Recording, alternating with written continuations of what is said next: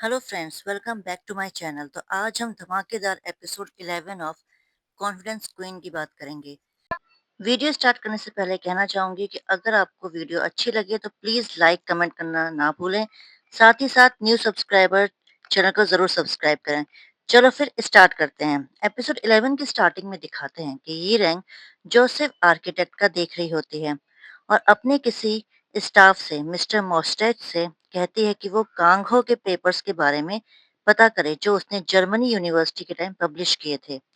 यिरेंग गुहू को इमेजिन करती है कि अगर वो यहाँ होता तो वो उससे कहता कि यिरेंग बहुत अच्छी प्लानिंग कर रही है। सीन शिफ्ट होके एपिसोड 10 की एंडिंग को दिखाते हैं कि गुहू ने यिरेंग से पूछा था कि उसने सीक्रेट रूम क्यों बनाया है और वो उससे सच पूछता है कि एक्सीडेंट को वो विक्टिम कैसे कह सकती है। वो पूछता है कि उसके पापा को किसने मारा था। यिरेंग यहाँ हाँ कह देती है और गुहू रो के रूम से बाहर चला जाता है। गुहू यहाँ घर छोड़ के जा रहा होता है और जेम्स उसको रोकता है। जेम्स उसको कहता है कि पहले वो कंफर्म नहीं था पर बाद में उसको सब पता लगा। गुहू कहता है कि तुमने मुझे क्यों नहीं बताया 5 साल में, जिसमें वो कहता है कि मुझे एक बार भी मौका नहीं मिला। तो गुहू उसके ऊपर बहुत गुस्सा करता है कि 5 साल तुम्हारे पास एक भी मौका नहीं था। तब यहाँ यिरैंग आती है और कहती है कि अगर हम तुम्हें बता भी देते तो तुम क्या करते। गुहू कहता है कि मेरी सबसे बड़ी गलती है कि मैंने तुम दोनों पे विश्वास किया और मैंने सोचा कि हम एक टीम हैं जबकि हम कोई टीम नहीं है। और ये यिरैंग हमेशा ऐसे ही बिहेव करती है मेरे साथ, जिसमें यिरैंग कहती है कि मैं कैसे बिहेव करती हूँ। तो गुहू कहता है कि तुम बस अपने बारे में सोचती हो, तुम सबसे ऊपर अपने आप को रखती हो। गुहू को यिरैंग कहती है कि तुम्हें मेरा शुक्रगुजार होना चाहिए कि मैंने उस कातिल को ढूंढ निकाला है। गुहू गुस्से में कहता है कि हाँ थैंक यू, और थैंक यू टीम बना के नाटक करने का कि हम तीनों एक टीम हैं और मैं अपने पापा के कातिल को खुद ढूंढूंगा और उससे खुद निपट लूंगा। और ये कह के वो वहां से चला जाता है। 1 महीने बाद दिखाते हैं कि लॉ फर्म में गुहू किसी लॉयर के पास अपने पापा के केस को रीओपन करने के लिए कहता है। लॉयर कहता है कि तुम्हें पहले आना चाहिए था क्योंकि अब ये केस रीओपन नहीं हो सकता क्योंकि स्टैट्यूट निकल चुका है। यहाँ यिरेंग को जेम्स भी छोड़ के जा रहा होता है, तो यिरेंग उसको रोकने की कोशिश करती है जिसमें वो कहता है कि गुहू के बिना यहाँ रहना बहुत डिफिकल्ट है और उसको बहुत वक्त चाहिए, इसलिए वो उसको छोड़ के चला जाता है। गुहू यहाँ कांग ओ सिप के बारे में रिसर्च करती है और उसको इंटरनेट में पता लगता है कि जोसेफ आर्किटेक्ट न्यू एम्प्लॉयज को हायर कर रहा है। गुहू यहाँ किसी पीजी में रह रहा होता है और वहाँ एज ए मैनेजर होता है।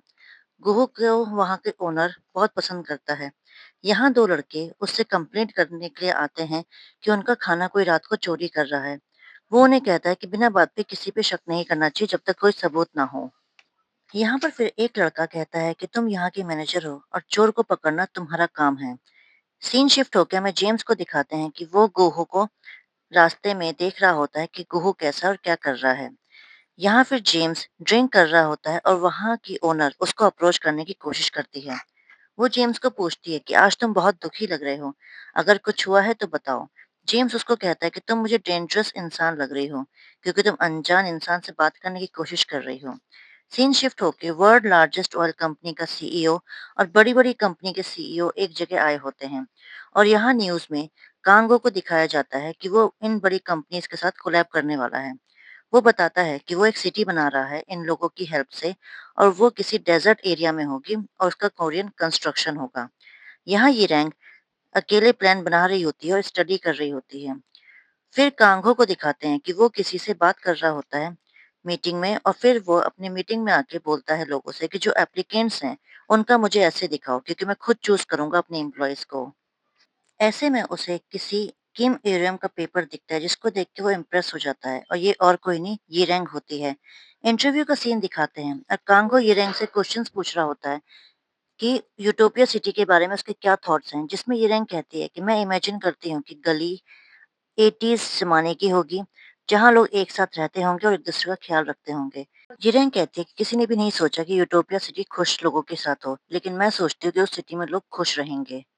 यहाँ इंटरव्यू खत्म होके यिरेंग रूम से बाहर चली जाती है और यिरेंग को देख के कांगहो सोचता है कि उसने यिरेंग को कहीं देखा हुआ है, पर ऐसा कहाँ देखा है उसको याद नहीं होता। सीन शिफ्ट होके यिरेंग यहाँ मिस्टर मॉस्टैच के साथ होती है और जेम्स को देख रही होती है, जिन उसको देख के उसको बहुत अजीब लगता है कि वो उस लड़की के साथ है। यहाँ पे मिस्टर मॉस्टैच को पूछती है कि गुहू कैसा है, जिसमें वो कहता है कि उसके बारे में मत ही पूछो तो अच्छा है, वो जहाँ भी है खुश है और जेम्स को देखना बंद करो। यहाँ पे यीरेन को फिर जोसेफ आर्किटेक्ट का कॉल आता है और उसको पता लगता है कि उसको रिजेक्ट कर दिया गया है और उसको जॉब नहीं मिलेगी। मिस्टर मॉस्टैच पूछता है कि क्या हुआ, जिसमें वो बताती है कि उसको रिजेक्ट कर दिया गया है। यहाँ कांगो को दिखाते हैं कि वो सोच रहा होता है कि डिस्करेज करके ही वो किम एरियम को हैंडल कर पाएगा, नहीं तो उसको हैंडल करना बहुत मुश्किल है।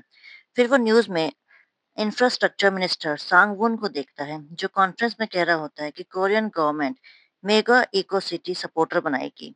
यहाँ वो उनको देख के उसको खुश होता है कि अच्छी बात है और फिर वो उसके बारे में इंटरनेट में रिसर्च करता है, जिसमें उसकी बेटी के बारे में उसको पता चलता है और उसकी बेटी के साथ ये रैंक की फोटो होती है कि वो दोनों एक ही स्कूल में पढ़े गए थे, जिसको देख के वो सरप्राइज्ड हो जाता है कि इन दोनों ने एक ही साथ पढ़ाई करी है। यहाँ जेम्स को दिखाते हैं कि वो बार क्लीन कर रहा होता है और बाद में वो दोनों लड़का-लड़की घर जा रहे होते हैं और इस औरत का नाम सांग हुई होता है। यहाँ कांगो के घर में किम एरम आती है, ये पूछने के लिए कि उसको रिजेक्ट क्यों किया गया। वो उसको अंदर इनवाइट करता है और वो कांग इल की पेंटिंग को देखती है और कहती है कि तुमने ये पेंटिंग ले ही ली, क्योंकि मैंने तुम्हें एग्ज़िबिशन में देखा था। तब कांगो कहता है कि ओह हाँ, मैंने तुम्हें एग्ज़िबिशन में देखा था और शायद तुम मेरे लेक्चर में भी आई थी। तभी मैं सोचूँ कि मैंने तुम्हें कहाँ देखा है। किम मिरियम कहती है कि हाँ, मैंने तुम्हारा लेक्चर अटेंड किया था और ये पेंटिंग तुम्हें अजीब सी नहीं लगती कि लोग एक कासल की तरफ देख रहे हैं अपनी रियलिटी को छोड़ के, जैसे कि तुम कर रहे हो, क्योंकि मैंने तुम्हारी सारी ऑटोबायोग्राफी पढ़ी है। वो कहता है कि तुम पूछने आई थी ना कि तुम रिजेक्ट क्यों हुई हो? जिसमें वो कहती है कि हाँ, तो वो कहता है कि मैंने तुम्हारा ऐसे पढ़ा था और मैं इम्प्रेस हुआ था। पर मुझे मेरे ऑफिस में सिर्फ एक ही कांगो सूप चाहिए और तुम्हारा एक्सपीरियंस और क्वालिफिकेशन और एप्लीकेंट से बहुत ऊपर है। वो कहती है कि तुमने मुझे बहुत इंस्पायर किया है, तुम्हारी वजह से ही मैं जर्मनी जाके पढ़ाई करी, तो तुम मुझे कॉन्ट्रैक्ट बेस में भी काम कर सकती हो। जिसके बदले में वो उससे कहता है कि तुम मेरे घर से भी चली जाओ। यहाँ पे कांगो उसको बाहर भेज देता है और सोचता है कि तुम्हारा टेस्ट लेने के लिए इतना ही काफ़ी है। यहाँ ये रैंक सोचती है कि तुम्हें खुशी मिली होगी कि मैंने तुम्हारा टेस्ट पास किया, तुम और तुम्हारे छोटे टेस्ट, और यहाँ पे ये दोनों अलग हो जाते हैं। कांगो किम ए रूम को ऑफिस में बुलाता है कॉन्ट्रैक्ट बेस में काम करने के लिए। यहाँ वो मीटिंग ले रहा होता है सब एप्लीकेंट्स के साथ और यहाँ पे किम ए रूम को इंट्रोड्यूस करवाया जाता है। वो किम ए रूम को देखता है कि वो कैसे काम कर रही है, तो उसको अच्छा लगता है।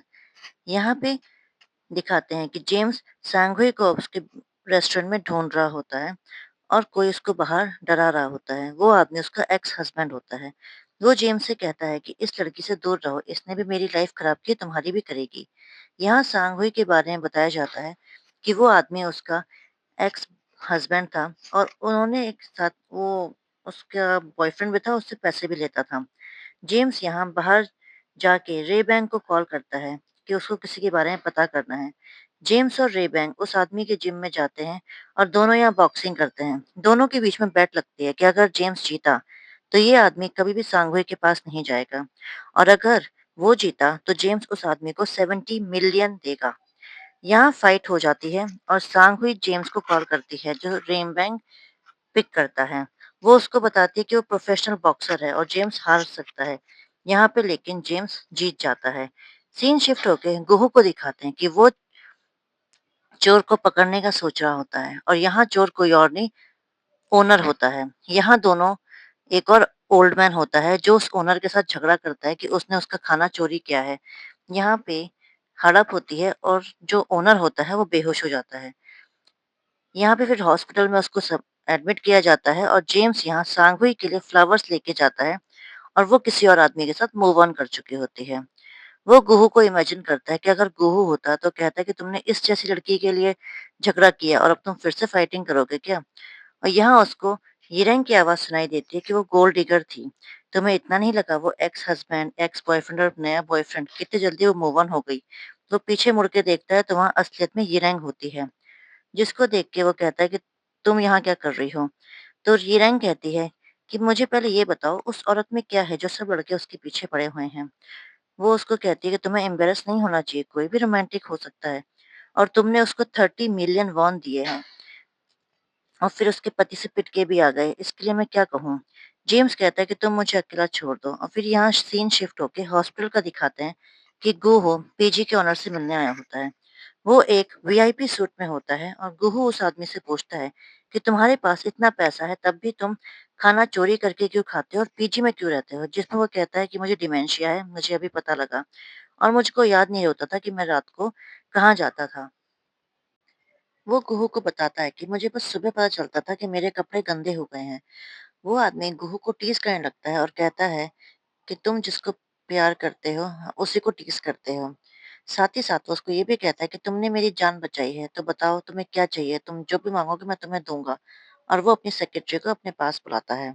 यहाँ सीन शिफ्ट होके कांगो के ऑफ़िस में यिरेंग काम कर रही होती है और जेम्स उसको वायरलेस में कहता है कि तुमने बहुत ओवरटाइम कर लिया है कि अब वापस आ जाओ। अब ज़्यादा मज़ा आएगा क्योंकि अब मैं वापस आ गया हूँ। यिरेंग कहती है कि यून यिरेंग जेम्स के बिना कुछ भी नहीं है। कांगो से मिलने यहाँ कोई आया होता है और ये आदमी इंफ्रास्ट्रक्चर मिनिस्टर सांगवोन का आदमी होता है। वो आदमी कांगो के ऑफिस में जाता है जिसमें कांगो उससे पूछता है कि तुम यहाँ क्यों आए हो? तो वो आदमी कहता है कि इंफ्रास्ट्रक्चर मिनिस्टर तुमसे अभी मिलना चाहते हैं, पर तुम अगर मिल नहीं पाओगे तो मैं फ़ोन ही मिला देता हूँ। यहाँ जेम्स सीसीटीवी में सब देख रहा होता है कि उसके ऑफिस में क्या हो रहा है और ये रैंक भी सुन रही होती है। मिनिस्टर कहता है कि इको फ्रेंडली सिटी को कांगो का लीड बनाऊंगा मैं, क्योंकि यूएई का चेयरमैन और ऑयल इंडस्ट्री का चेयरमैन को उसका जो एमओयू था वो बहुत पसंद आया था, इसलिए हम चाहते हैं कि तुम ही इस सिटी को लीड करो।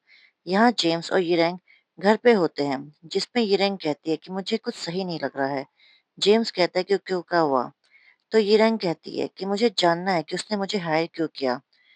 उसको मैं नहीं चाहिए क्योंकि उसने इंफ्रास्ट्रक्चर वाला जो ड्राफ्ट था वो पहले ही भेज दिया था। जेम्स कहता है कि ये सब तो पता लग ही जाएगा, उस अभी तुम अपने टारगेट पे फोकस करो। नेक्स्ट डे का सीन दिखाते हैं कि कांगो अपने ऑफिस में होता है और किम एरुम वहां आके उसको एक ड्राफ्ट देती है जो उसने मांगा था। वो उसको और रिसर्च करने के लिए कहता है। यहाँ ये रैंक रूम से चली जाती है और कांगो सोचता है कि तुम बहुत जीनियस हो, ये तो मुझे पता था और इतनी यूज़फुल होगी ये आज पता लग चल गया है। यहाँ जेम्स ये सब देख रहा होता है। फिर सीन शिफ्ट होके दिखाते हैं कि किम एरुम टीम के साथ होती है और वहाँ कांगो आके उसको कहता है कि वो उसको कहीं ले जाना चाह रहा है। यहाँ दोनों कार में कहीं जा रहे होते हैं और जेम्स भी उनका पीछा कर रहा होता है। किम एरुम पूछती है कि हम कहाँ जा रहे हैं? तो कांगो कहता है कि तुम्हें वहाँ जाके अच्छा लगेगा, लेकिन अगर तुम अनकंफर्टेबल होगी तो तुम वापस जा सकती हो। यहाँ ये दोनों होटल में पहुँचते हैं और जेम्स भी उनके पीछे-पीछे पहुँचता है। कांगो यिरेंग को अपने साथ ऊपर कहीं स्वीट में ले जा रहा होता है और जेम्स भी वहाँ जाने की कोशिश करता है लेकिन वो पहुँच नहीं पाता। ये दोनों रूम में पहुँचते हैं तो वहाँ पे मीटिंग हो रही होती है इंफ्रास्ट्रक्चर मिनिस्टर के साथ। यहाँ ओरेकल इंजीनियर का हेड भी होता है और बाकी सारे टीम वाले होते हैं। यहाँ मीटिंग ओवर होने के बाद जेम्स देख लेता है कि इंफ्रास्ट्रक्चर मिनिस्टर भी रूम से बाहर आया है और बाकी लोग भी वहाँ जा रहे हैं। वहाँ पे जे फंड का चेयरमैन आता है, जो कि और कोई नहीं गुहू के पीजी का ओनर होता है। यहाँ पे वो गुहू को अपने साथ लाया होता है। यिरेंग के बगल में जब गुहू खड़ा होता है तो यिरेंग उसको देख के शॉक्ड हो जाती है। चेयरमैन गुहू को प्रोजेक्ट का सीएफओ बना के इंट्रोड्यूस करवाता है कि वो जे फंड का प्रोजेक्ट हैंडल करेगा और सारे फाइनेंस उसी के अंडर आएँगे। क्योंकि चेयरमैन अब रिटायर हो रहा है तो गुहू को वो चो जियोंग ह्योन के नाम से इंट्रोड्यूस करता है। यिरेंग गुहू को देखती रह जाती है और गुहू अपने आप को इंट्रोड्यूस करवाता है कि वो यहाँ का सीएफओ है और वो अच्छी तरीके से इस प्रोजेक्ट को हैंडल करेगा और सारे फाइनेंसेस वो ही देखेगा। जेम्स रूम के बाहर शॉक्ड लुक में दिखाया जाता है और यहाँ गुहू और यिरेंग एक दूसरे को देखते हैं और यहीं पर एपिसोड 11 खत्म हो जाता है। सो गाइस, मुझे ये एपिसोड 11 बहुत थोड़ा-सा लंबा लगा, पर द इंटरेस्टिंग पॉइंट वाज़ कि जो पीजी का ओनर था वही जे फंड का चेयरमैन था और जे फंड इस पूरे प्रोजेक्ट में मेन है क्योंकि सारा का सारा फंड वही देगा। सो देखते हैं कि गुहू अब अपनी तरफ से कैसे प्लान को हैंडल करता है और ये तीनों की तिगड़ी इस टाइम पे काम चलेगी कि नहीं चलाएगी। अब आज का एपिसोड एपिसोड 12 में देखते हैं कि क्या-क्या हो सकता है। कहीं ऐसा ही ना हो कि ये सारा प्लान कांग-ओ का ही हो और वो फिर से यिरेंग को फँसाना चाह रहा हो। तब तक के लिए अब देखते हैं एपिसोड 12 के हिंदी एक्सप्लेनेशन का आप वेट करिएगा। Stay tuned.